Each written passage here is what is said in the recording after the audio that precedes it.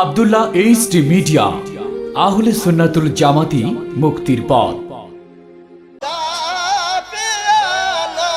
মাওলানা মুহাম্মদ আল্লাহুম্মা সাল্লি আলা মুহাম্মদ আশিনা মার নূরের নবী বসেন মোদের কলবে আসেন আমার দয়াল নবী বসেন মোদের কলবে আরে দুই নয়নে ভরিয়া দেখিব প্রান্ত কিতে জীবনে আল্লাহুম্মা সাল্লি আওয়াজে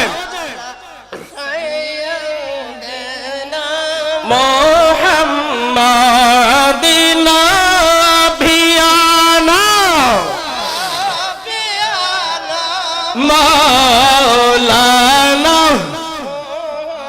সুবহানাল্লাহ ওয়ালহামদুলিল্লাহ লা ইলাহা ইল্লাল্লাহ বলেন সুবহানাল্লাহ ওয়ালহামদুলিল্লাহ লা ইলাহা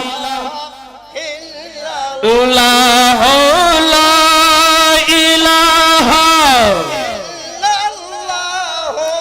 লা ইলাহা ইল্লাল্লাহ নেই কোনো মাবুদ আল্লাহ ছাড়া নেই কোনো মাবুদ আল্লাহ ছাড়া লা ইলাহা ইল্লাল্লাহ লা ইলাহা ইল্লাল্লাহ সুবহানাল্লাহ ওয়ালহামদুলিল্লাহ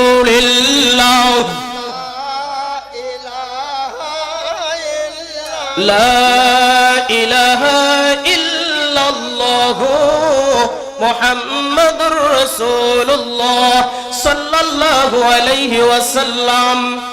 উপস্থিত আজকের মাহফিলের সম্মানিত সভাপতি সাহেব, সহ সভাপতি সাহেব এবং আজকের মাহফিলের প্রধান অতিথি ফিরে তরিকত রাহনুমায়ে শরীয়ত হযরতুল আল্লামা হযরত মাওলানা আলহাজ মুফতি এম এ শহীদুল্লাহ জিহাদি সাহেব বারাকাল্লাহু তাআলা ফি হায়াতিহি ওয়া ইলমিহি, সকলে বলেন আল্লাহুম্মা আমিন।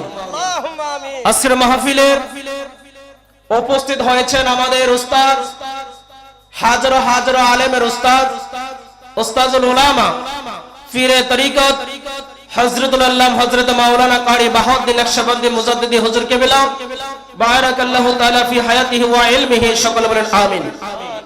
এবং আমার পূর্বে আলোচনা করেছেন আমার ছোট ভাই মাসুদুর রহমান আল হুসাইনি, আমার আরেক ছোট ভাই আশরাফুল হক করিমি, এবং যারা উপস্থিত হয়েছেন মুরব্বী বাবারা, যুবক ভাইরা, পর্দানশীল আমার মা ও বোনেরা, প্রত্যেকের কাছে আমি গুনাহগার মাওলানা তুফাইল আহমদ রেজার আবারও সালাম দিচ্ছি। আসসালামু আলাইকুম ওয়া রাহমাতুল্লাহি তাআলা ওয়া বারাকাতুহু ওয়া মাগফিরাহ। আল্লাহ পাকের দরবারে অসংখ্য গণিত লাখো কোটি শুকর আদায় করছি যে রব্বুল আলামিন আপনাদেরকে আমি অদম গুনাহগারকে সহকারে দুনিয়াবি সমস্ত ঝামেলা থেকে মুক্ত করে আজকের এই নূরানি ঈমানি সুন্নি মহাসম্মেলন সুন্নি মাহফিলের মধ্যে আসার বসার সুযোগ করে দিয়েছেন, এজন্য আমরা খুশি না বেজার? বাবারা সবাই একটু জবান খুলে বলি আমরা খুশি না বেজার?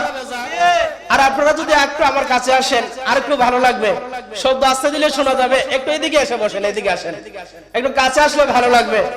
আমরা সবাই খুশি মাহফিলে আসছি, এটা জান্নাতের বাগান, কথা বলেন ঠিক কিনা? আমি প্রত্যেককে অনুরোধ করব, এখানে মেহমানগণ আসছেন, আমরা তো আপনাদের এলাকার সন্তান, এখানে মেহমানগণ আসছেন, আলোচনা করবেন। আজকের মাহফিলে যিনি প্রধান অতিথি হুজুর আসছেন পারেশ্বর দরবার শরীফ থেকে, হুজুর কিন্তু অনেক বড় একজন আলেম, হুজুর অনেক বড় মাফের বড় দরজার একজন আলেম। যদি আপনারা শ্রোতা যদি ভরপুর না থাকে, বড় বড় আলেমরা কোথায় ওয়াজ করবে? কথা বলেন ঠিক কিনা? যারা আছেন তো আছেন, আরো যারা রাস্তাঘাটে আছেন, এদিক সেদিক আছেন, আপনাদের কাছে অনুরোধ করব এই কোরআনের মাহফিলে, নবীর প্রেমের বাগানের মাহফিলে চলে আসার দরকার। কথা বলেন ঠিক কিনা? এই মাহফিলটা প্রতিদিন হবে না, এই মাহফিলটা প্রতিদিন হবে না। একজন ব্যক্তির ওনার মৃত্যু বার্ষিক, মৃত্যু তারিখ উপলক্ষ করে আজকের মাহফিলটা। আচ্ছা বলেন তো দেখি, আজকের একজনের স্মরণে করা হয়েছে, এমন তো হতে পারে আগামী বছর আপনি আমার কারোর স্মরণে মাহফিল হতে পারে। কথা ঠিক না ঠিক? তাহলে দুনিয়াতে আসছে, একদিন চলে যেতে হবে অবশ্যই, টাকার কোনো গ্যারান্টি নাই। এই জায়গাটা হচ্ছে দুনিয়ার একটা জান্নাতের বাগান। এই জন্য আমি প্রত্যেকের কাছে অনুরোধ করব, বাবারা ভাইয়েরা, আপনারা যারা এদিক সেদিক আছেন, এদিক সেদিক ঘোরাফেরা না করে আপনারা আজকের এই মাহফিলের মধ্যে চলে আসুন, মাহফিলের সৌন্দর্যতা রক্ষা করুন। কারণ আপনারা যখন পরিপূর্ণ হুজুরদের সামনে থাকবেন, তারা আলোচনা করতে মনের ভিতরে একটা তৃপ্তি আসে। কথা কোন ঠিক না ঠিক? এই জন্য আমি প্রত্যেকের কাছে অনুরোধ করব, কোনো হিংসা নয়, কোনো বিদ্বেষ নয়, আমরা সবাই মুসলমান। কথা বলেন ঠিক কিনা? আমরা সবাই কি মুসলমান? একজন মুসলমান অপর মুসলমানের সাথে হিংসা বিদ্বেষ রাখা যায় না। আমরা সবাই মুসলমান, আমরা সবাই একই আল্লাহর বান্দা, আমরা সবাই একই নবীর উম্মত। কথা বলেন ঠিক কিনা? নাকি এখানে কেউ বলতে পারবেন আমরা অন্য কোন নবীর উম্মত? আমরা আখিরের জামানার নবীর উম্মত, আমাদের রাসূল সাইয়্যিদুল মুরসালিন খাতামুন নবিয়িন। কথা বলেন ঠিক কিনা? আমরা এমন একজন নবী পেয়েছি যার কোনো তুলনা হয় না, যার সাথে কোনো एग्जांपल হয় না, যার সাথে কোনো মিসাল হয় না, যার সাথে কোনো কিছু দিয়ে উদাহরণ দেওয়া যায় না। এমন একজন রাসূল আমরা পেয়েছি, যে নবীকে পেয়ে সমস্ত কিছু খুশি হয়ে যায়, যে রাসূলকে পেয়ে আল্লাহর ঘাস খুশি হয়ে যায়, যে রাসূলকে পেয়ে আল্লাহর তরলতা খুশি হয়ে যায়, যে নবীকে পেয়ে আল্লাহর কুল কায়নাত খুশি হয়ে যায়। এই জন্য আল্লাহ রাব্বুল আলামিন সূরা আম্বিয়ার মধ্যে আল্লাহ বলে দিয়েছেন, ও দুনিয়ার মানুষ, তোমাদের কাছে আমি রাসূলকে সাধারণ করে পাঠাই নাই, বলে আল্লাহ কেমন করে পাঠাইলা তোমার হাবিবকে। আল্লাহ নিজেই সূরা আম্বিয়ায় 107 নম্বর আয়াতে কারীমার মধ্যে ঘোষণা করে দিলেন, ওয়ামা আরসালনাকা ইল্লা রাহমাতাল লিল আলামিন। বলে না সুবহানাল্লাহ? আল্লাহ নিজেই বলে দেন, ও দুনিয়ার মানুষ, তোমাদের কাছে এমন একজন বন্ধু পাঠাইলাম, এমন একজন রাসূল পাঠাইলাম, এমন একজন হাবিব পাঠাইলাম, যিনি হচ্ছেন তোমাদের জন্য রহমত স্বরূপ। বলি না সুবহানাল্লাহ? আজকে এখানে এই নবীর কথা হবে, ওই কোরআনের কথা হবে, ওই আল্লাহর কথা হবে। তাহলে আমরা রহমতের নবী পাইয়া খুশি হইলাম কিভাবে, যদি আমরা রহমতের নবীর মাহফিলে না আসতে পারি? কথা ঠিক কিনা?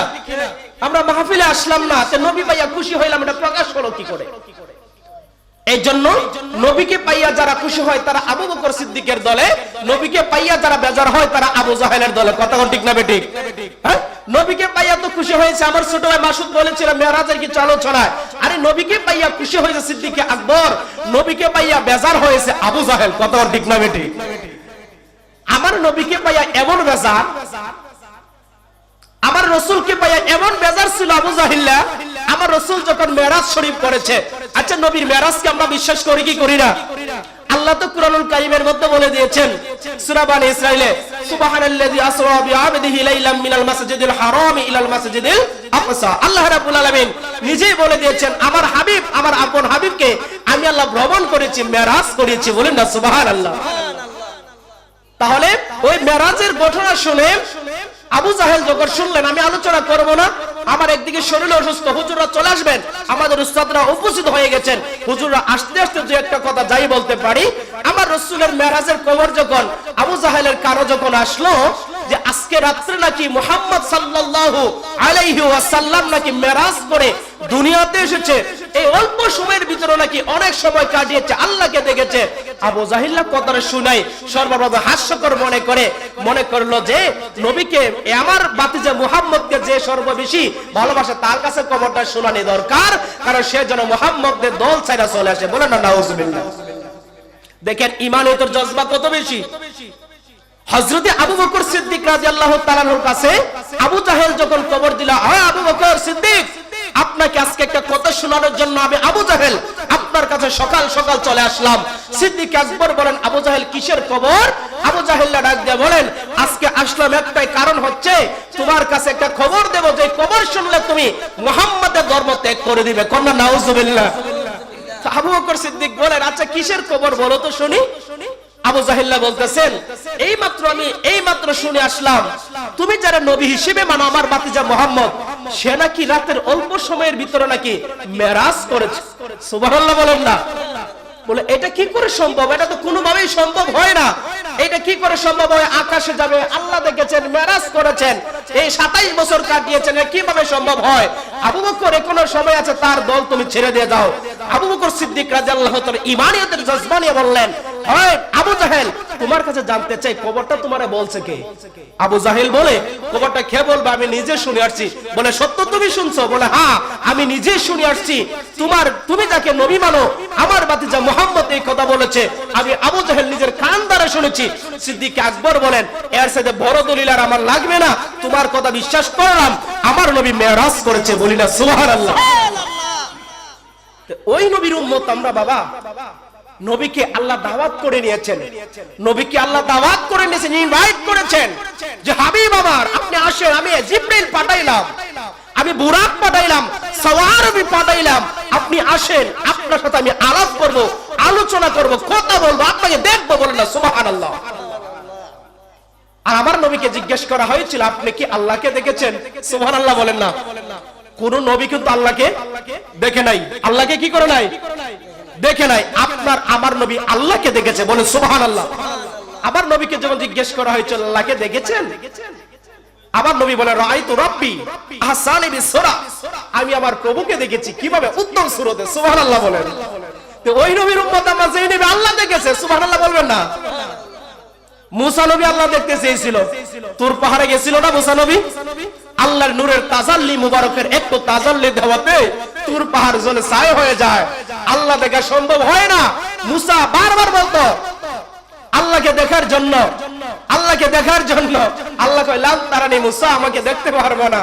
একটু নূরের তাজাল্লি দেওয়ার পরে পুরো পাহাড় ছাই হয়ে যায়, তুর পাহাড় জ্বলে যায়, আল্লাহ দেখা সম্ভব হয় না। আর আমার আপনার নবীকে আল্লাহ দাওয়াত করে নেয় দেখার জন্য। সুবহানাল্লাহ বলবেন না? এই নবী পাই আমরা কি বেজার? আমরা কি বেজার? আমরা অবশ্যই নবী পাইয়া খুশি। খুশি আমরা প্রকাশ করব কিভাবে? খুশি আমরা কি করে প্রকাশ করব? আজকে নবীর মাহফিলে যদি না আসি, নবীর প্রেমের বাগানে যদি না আসি, কথা বলা ঠিক কিনা? হ্যাঁ, কথা বলা ঠিক না বেঠিক? সামনে রমজান মাস আসতেছে, নবী ভাইয়া কেমন খুশি আমরা দেখেন। সামনে রমজান মাস আসতেছে, আমাদের গ্যাস্ট্রিক বেড়ে যাবে। কতক্ষণ না কেন? কষ্ট পাচ্ছেন মনে হয়? রমজান মাস আসতেছে, আমাদের গ্যাস্ট্রিক বেড়ে যাবে নাকি? হ্যাঁ, হাদিসে কুদসির মধ্যে আল্লাহ রাব্বুল আলামিন বলে দিয়েছেন, হাদিসে কুদসি হলো যেটার ভাষা স্বয়ং আল্লাহ। সুবহানাল্লাহ বলেন। আর আবার নবী বলে দিয়েছেন, হাদিসে কুদসির মধ্যে আল্লাহ রাব্বুল আলামিন বলেছেন, রোজা এমন একটা জিনিস যেটা আমার বান্দারা রাখবে, আর এটার সওয়াব, এটার ফল আমি আল্লাহ নিজের হাত মুবারক দ্বারা দেব। সুবহানাল্লাহ বলেন। এই রোজা আমাদের দরকার আছে কি নাই? নামাজের সওয়াব কে দেয়? আল্লাহ দেয়। যাকাতের সওয়াব কে দেয়? আল্লাহ দেয়। রোজার সওয়াব তো আল্লাহ দেয়। এটার জন্য আল্লাহ স্পেশাল বাজেট করে রেখেছেন। এটার জন্য আল্লাহ স্পেশাল বাজেট করে রেখেছেন। হাদিসে কুদসির মধ্যে আসছে, আল্লাহ রাসূল সাল্লাল্লাহু আলাইহি ওয়াসাল্লাম বলেন, হে আমার উম্মতেরা, তোমরা যারা রোজা রাখো, রমজান মাসের ইবাদত তোমাদের ডাবল গুণ, দ্বিগুণ করে দেওয়া হয়, দ্বিগুণ থেকে 700 গুণ পর্যন্ত বাড়ায় দেওয়া হয়। সুবহানাল্লাহ বলেন। রমজান মাসে একটা সেজদা দেন, হাদিসে কুদসির মধ্যে এসেছে, আল্লাহ রাসূল সাল্লাল্লাহু আলাইহি ওয়াসাল্লাম বলেন, রমজান মাসে যখন বান্দা একটা সেজদা দেয় 700 গুণ পর্যন্ত তার সওয়াব দেওয়া হয়। সুবহানাল্লাহ বলেন। তাহলে শুধু রমজান মাসেই নামাজ পড়বো, বাকি মাসে দরকার নাই? হ্যাঁ, বাকি মাসে করে স্টপ করে রাখবো, শুধু রমজান আসলে নামাজ পড়বো। রমজান আসলে মসজিদের মধ্যে মাগরিবের সময় বলেন আর এশারের সময় বলে দেখেন মুসল্লির অভাব নাই। রমজান চলে গেছে, ইমাম সাহেব আযান দিয়ে অপেক্ষা করে মুসল্লি নিয়ে আসে। কতক্ষণ ঠিক না ঠিক? রমজানের শুধু রমজানের জন্য শুধু ইবাদত নয়, রমজানের মধ্যে আল্লাহ স্পেশাল বাজেট দিয়েছেন। রমজানে আল্লাহ স্পেশাল বাজেট দিয়েছেন। রমজান ছাড়াও আমরা আল্লাহকে ডাকতে হবে। কথা বলা ঠিক কিনা? এই জন্য রমজান আসলে যারা বলে আমাদের গ্যাস্ট্রিক, আল্লাহ তার গ্যাস্ট্রিকে রাখবে। এই গ্যাস্ট্রিকের ভালো হবে না। আমি বলি নারায়ে তাকবীর, নারায়ে রিসালাত, নারায়ে রিসালাত। হযরত মাওলানা কারি বাহাদুর নকশবন্দি হুজুর কিবলার আগমন। নারায়ে তাকবীর। যাক আলহামদুলিল্লাহ, আমাদের সামনে হুজুর চলে আসছেন। আপনারা যারা দেশে দিকে আছেন, দয়া করে আপনারা মাহফিলের ভিতরে চলে আসুন, ধারাবাহিক আলোচনা হবে। হুজুর চলে আসছেন, হুজুর আলোচনা করবেন, আমার জন্য আপনারা দোয়া করবেন। আর একটা কথা আমি সর্বোপরি আমি হুজুরকে বসিয়ে রেখে এক মিনিট লাগবে একটা কথা বলে দিয়ে যাচ্ছি। আমরা সবাই সুন্নি মুসলমান, কথা বলা ঠিক না বেঠিক? আমরা সবাই নবীকে মানে আউলিয়া ইকরামকে মানি, মানে কি মানি না? আমরা আউলিয়া ইকরামকে ভালোবাসি কি বাসি না? এমন ভালোবাসবেন না যে ভালোবাসা নবীর সাহাবী থেকে বেশি হবে, কথা ঠিক না বেঠিক? এমন ভাষা বাসবেন না যে ভাষা নবীর হাদিসের পরিপন্থী হয়, কথা ঠিক কি না?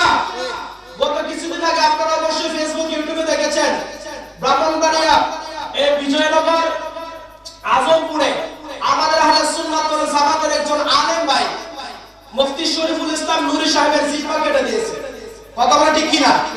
এইগুলো আমরা কোন মুসলমানের কাছ থেকে আশা করি না, এইগুলো করা যাবে না। এইগুলো যারা করে অবশ্যই তারা নবীর দুশমন, কথা বলা ঠিক না ঠিক?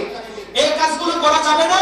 ভাই মোহাম্মদ শরীফুল ইসলাম নূরীর জিহ্বা যারা কাটছে, প্রশাসন তাদের বিচার করতেছে, আল্লাহর কাজ করে তাদের বিচার হবে, কথা বলা ঠিক কিনা? আমি আজকে একটা হাদিস দেখলাম, জিহ্বা কাটার দলদের মধ্যে একটা দল আছে, যে দলটার কথা আল্লাহ রাসূল হাদিসের মধ্যে বলেছেন যে এমন একটা সময় আসবে জিহ্বা কাটবে দলগুলোর নাম দেবে শিয়া সম্প্রদায়। নাউজুবিল্লাহ বলেন না? এই বর্তমানে যারা জিহ্বা কাটছে, প্রশাসন তাদেরকে ধরেছে, আলেমগণ খোঁজ খবর নিয়ে দেখেন তারা শিয়া সম্প্রদায়। এই জন্য আমরা শিয়াদের সাথে কোনো সম্পর্ক নাই। যারা নবীর সাহাবীদেরকে গালাগালি করে, ওই সমস্ত ফিরদের সাথে আমাদের সম্পর্ক নাই। নবীর সাহাবীদেরকে যারা গালাগালি করে, ওই সমস্ত আলেমদের সাথে আমাদের সম্পর্ক নাই। নবীর সাহাবীদেরকে যারা দোষারোপ করবে, ওই সমস্ত পীরের গোলাম হওয়ার আমাদের প্রয়োজন নাই, কথা বলা ঠিক কিনা? আমরা আহলে সুন্নাত ওয়াল জামাত নবীর হাদিস মানি, নবীর সাহাবীদেরকে মানি, আউলিয়া ইকরামদেরকে মানি, পীর ওলিদেরকে মানি। আমরা তাদেরকে মানব না যারা নবীর সাহাবীকে গালি দেয়, কথা বলা ঠিক কিনা? ওই শিয়া সম্প্রদায় থেকে ঈমানটাকে হেফাজত রাখবেন, আল্লাহ যেন কবুল করে, আমিন করেন। আসসালামু আলাইকুম ওয়া রাহমাতুল্লাহি ওয়া বারাকাতুহু।